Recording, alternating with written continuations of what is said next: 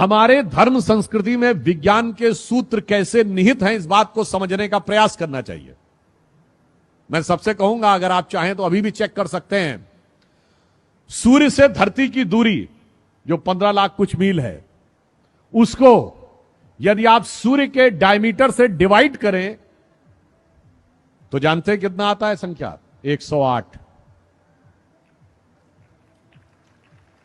चंद्रमा से धरती की दूरी को चंद्रमा के डायमीटर से डिवाइड करें तो 108 आता है। कहीं कहीं आप देखेंगे 109 पॉइंट कुछ आ रहा होगा।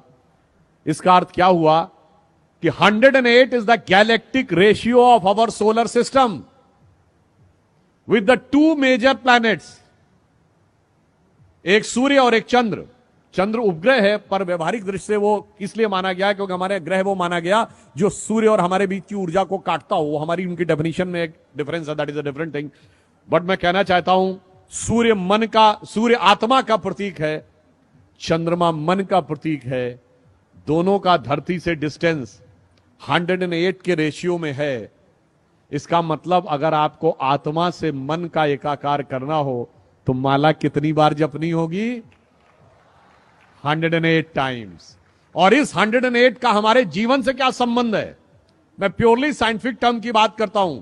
जो अर्थ और धरती का डिस्टेंस है, जिसका रेशियो 108 डायमीटर ऑफ सन है, अगर ये थोड़ा सा 10% दूर चला जाए तो इस धरती पे टेम्परेचर इतना गिर जाएगा कि जीवन नहीं रह सकता।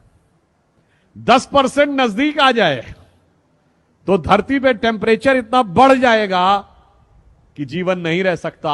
इसका मतलब जीवन का संतुलन वो 108 का रेशियो बता रहा है। चंद्रमा का क्या महत्व है? देखिए, हमारी धरती पे जीवन एक और कारण से है।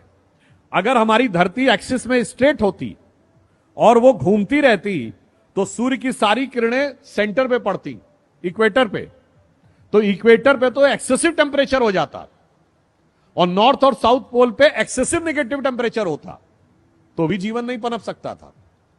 परंतु ये 23.5 डिग्री पे झुकी हुई है, इसलिए आधे टाइम जाड़ा, आधे टाइम गर्मी, मौसम भी बदलता है और जीवन का चक्र भी चलता है। वो 23.5 डिग्री क्यों झुकी हुई है?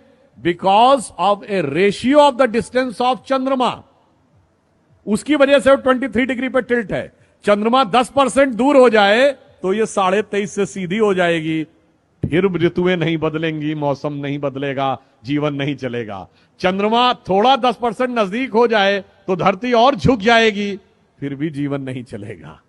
अर्थात हमारे धर्म का विज्ञान, आकाशीय विज्ञान, हमें यह बताता है कि जो जो संख्याएं भी हमारे यहां निर्धारित की गई हैं, वो किस गहराई के साथ, किस विज्ञान के विचार के साथ तय की गई हैं। इसीलिए मन और आत्मा का संयोग करने के लिए सहज स्वाभाविक रेशियो ये वही होना चाहिए जिसमें हमें जाप करने के लिए कहा जाता है। और इसीलिए कभी आप में से बहुतों ने ध्यान दिया हो कि साल में 12 ही महीने क्यों होते हैं? अगर एम्पेरिकल डिवीजन होता तो 10 महीने होने चाहिए थे ना। अगर आप जनरल किसी चीज को एक एम्पेरिकल ढंग से डिवाइड करते तो 10 महीने होने चाहिए थे। 12 क्यों होते हैं? क्योंकि हमारा सारा ज्ञान जो था वो आकाशीय गति के आधार पर था। और जिस दरमियान धरती सूर्य का एक चक्कर काटती है, उस समय में चंद्रमा धरती के 12 चक्कर काटता है। इसलिए 12 महीने एक साल में होते हैं। और जो हमारे मैथमेटिक्स के विद्यार्थी बैठे होंगे, मैं कहूंगा कि आप बड़े से बड़े मैथमेटिक्स के प्रोफेसर से पूछिएगा, सर्किल में 360 डिग्री ही क्यों होते हैं? 300 डिग्री होते समझ में आता, 100 डिग्री होते समझ में आता, 200 डिग्री होते समझ में आता। 360 डिग्री इसलिए होते हैं कि आकाशीय सर्किल जो एक धरती लेती है सूर्य के चारों तरफ, और उस प्रोसेस में 360 time it rotates on its axis, there are 360 degrees in a circle.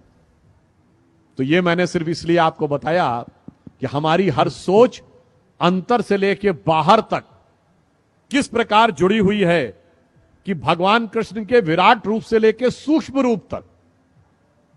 अगर आप ये बताइए कि आप जब ध्यान लगाते हैं अपनी आंखों के सामने तो क्या दिखाई पड़ता है? Black colour. इसीलिए भगवान कृष्ण काले हैं, कृष्ण वर्ण हैं। वो हमारे मन की आध्यात्मिक चेतना की प्रगति का प्रतीक हैं। और जब आप ध्यान लगा के अंदर उतरते चले जाते हैं तो एक स्टेज के बाद आपको अद्भुत ज्ञान का प्रकाश अनुभव होने लगता है, जिसे हिंदी के प्रख्यात कवि बिहारी लाल जी ने एक पंक्ति में कहा है, या अनुरागी चित्त की गति समझे नहीं कोय, ज्यो ज्यो डूबे श्याम रंग त्यों त्यों उज्जवल होए।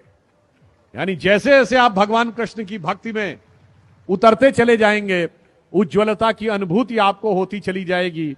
और इसीलिए हमारे देश में जीवन का उद्देश्य आत्मानुभूति है, यानी self realization is most important part of the life then conquering the entire world.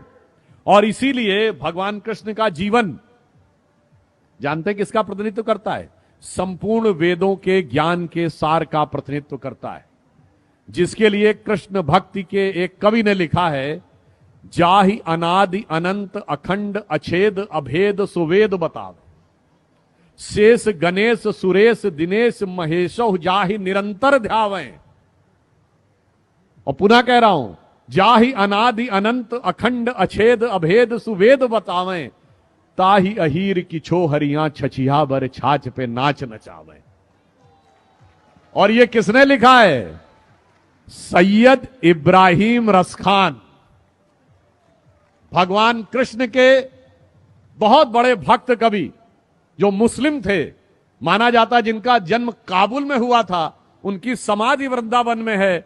वो आकर भक्ति में ऐसे लीन हो गए कि उन्होंने ये कहा, और उनकी एक बड़ी प्रख्यात कविता है, आप सबने सुनी होगी, कि वो कहते मेरा अगला जन्म हो तो मैं कृष्ण भक्ति में ही रहना चाहता हूं।